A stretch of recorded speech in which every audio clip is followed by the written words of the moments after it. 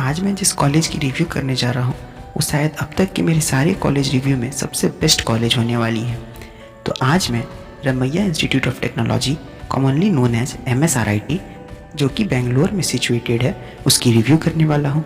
तो जो हमारे रिव्यू के पूरे सीक्वेंस में जो मेजर कंटेंट्स होंगे वो ये होंगे, जैसे year of establishment, approval of the college, average package, fee, return of investment, accreditation, placement, scholarships, pros and cons. Also in the last part we will calculate the rating of this college and also will suggest you that whether to opt for this college and not. So let's start the review of the top colleges of Bangalore, that is MS Ramaiah Institute of Technology. Guys, you are watching Educational Advisory YouTube channel. Please subscribe our channel to stay connected with us. तो यार इस college की review हम इसके सबसे positive point से शुरुआत करेंगे एंड वो है इसकी ईयर ऑफ एस्टैब्लिशमेंट। जी हाँ दोस्तों, बीइंग अ प्राइवेट कॉलेज, ये कॉलेज 1962 में इस्टेब्लिश हुई थी एंड 1962 के कॉरेस्पॉन्डिंग अगर हम आज 2020 में देखें तो ये कॉलेज 58 ईयर्स ओल्ड हो चुकी है। और ये अपने आप में एक बहुत लंबी टाइम होती है कि कॉलेज इतने साल से सक्सेसफुली रन कर रही है। तो गाइज़ ये बात जो है वो इस कॉलेज की सबसे पॉजिटिव पॉइंट है, क्योंकि हम सब जानते हैं कि कॉलेज जितनी पुरानी होती है उस कॉलेज को हम उतनी अच्छी मानते हैं। तो गाइज़ ये कॉलेज 58 ईयर्स ओल्ड होने की वजह से कहीं ना कहीं थोड़ी अच्छी इम्पैक्ट डालती है अपने रेपुटेशन के ऊपर। अगर हम इस कॉलेज की एफिलिएशन देखें तो ये कॉलेज VTU यानी कि विश्वेश्वरैया टेक्निकल यूनिवर्सिटी से अप्रूव्ड है। Now talking about one of the eye-catching feature of this college is that is of its average package. So हाँ guys, अगर इस कॉलेज की एवरेज पैकेज की बात करूँ तो मैंने अब तक जितने भी कॉलेज के रिव्यू करे हैं उन सबसे बेस्ट एवरेज पैकेज है इसकी। और कहीं ना कहीं ये कॉलेज ऐसा क्लेम करती है कि इस कॉलेज के बच्चों को nearly 6 lakhs per annum to 7 lakhs per annum की एवरेज पैकेज मिलती है। वहीं अगर इसके हाईएस्ट पैकेज की बात करें, इस कॉलेज की जो हाईएस्ट पैकेज है वो 50 lakhs पर एनम की थी।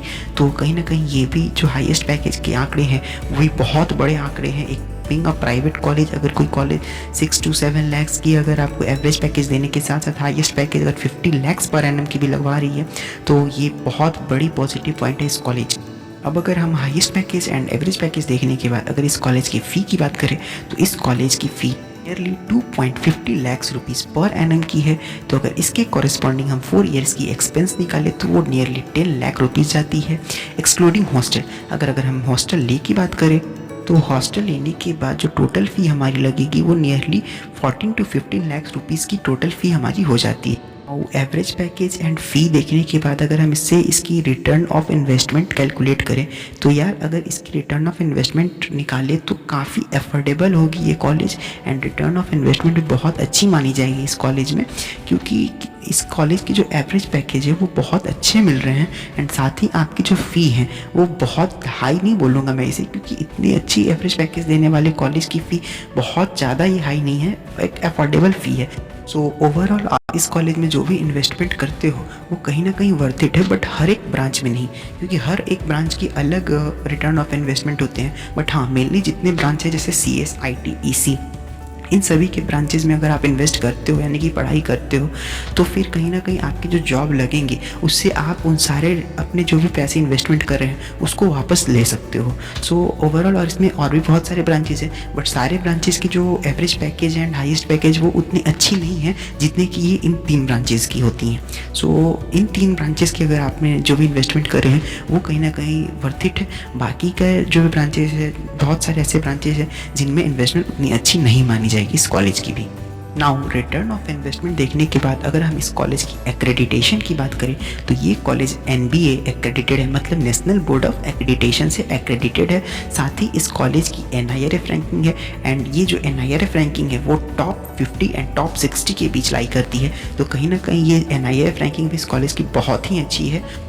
नाउ अब अगर हम इस कॉलेज की प्लेसमेंट की बात करें तो यार प्लेसमेंट काफ़ी अच्छी मानी जाती है इस कॉलेज की, क्योंकि देखो जितने भी मेजर ब्रांचेज है जैसे CS, IT एंड EC अगर उनमें आपके एडमिशन्स मिल रहे हैं तो यार तो रियली वर्थ इट कॉलेज है, क्योंकि इस कॉलेज के जितने भी ये ब्रांच हैं, ये 3 ब्रांच, उसके 95% बच्चे प्लेस्ड हो ही जाते हैं और वो भी अच्छी कंपनियों में प्लेस्ड हो जाते हैं। क्योंकि मैंने आपको एवरेज पैकेज हाईएस्ट पैकेज बताया ही, तो हाईएस्ट पैकेज अगर 50 lakhs पर एनम की जिस कॉलेज की होगी तो ऑफकोर्स सीधी सी बात है कि बहुत अच्छी कंपनियां वहाँ विजिट करती होंगी और बच्चों में कुछ क्वालिटी होगी, तभी तो कोई कंपनियां इतने पैसों में बच्चों को हायर कर रही है। तो ओवरऑल प्लेसमेंट के मामले में एंड अपॉर्चुनिटीज़ के मामले में ये कॉलेज बहुत अच्छी है।